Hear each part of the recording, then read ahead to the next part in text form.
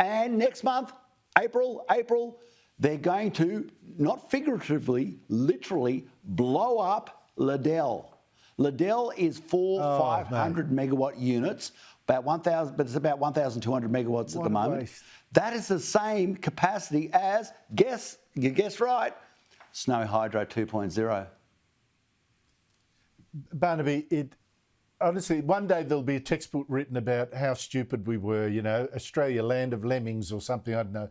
Just quickly, I'm running out of time. I need to ask you about another decision that you were initially party to, and that was let's go for nuclear subs, preferably from America. Yep. You, Scott Morrison and the rest. Yes. This government, it's been reported now, Albanese is indeed going to do that. On Monday, he's going to announce in the US that we're buying up to 5 Virginia-class nuclear subs from the United States under the AUKUS Pact. And then strangely, there's other reports saying, well, and then we'll probably buy different ones later from the British. I'm not quite sure how that's all going to work. Sounds horribly expensive doing it like that. Maybe there's no alternative. I don't know. We'll know on Monday. What do you make of all this?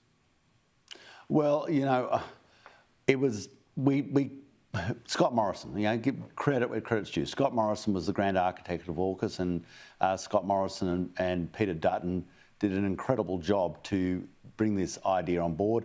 And the Australian people did an incredible job because they didn't even blink at the idea of us getting nuclear submarines. They didn't even blink because they thought it was, well, the only question I ever got asked is, why didn't you do this the first time? So we're getting nuclear submarines. That's a good, that is a good thing because we need to protect our nation. We need to give your children the same rights and liberties that you have. And we can only do that by being as strong as possible, as quickly as possible. And nuclear submarines are a small part of that process.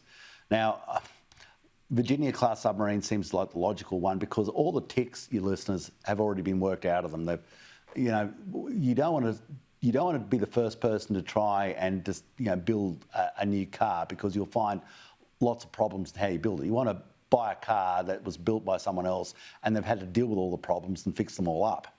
But let's have a look down the track of what happens when we start designing nuclear submarines. We don't have a nuclear power industry in Australia, which is a damn shame. We should have. And we've got to understand that if we want to protect this nation, we have to really take a reality pill.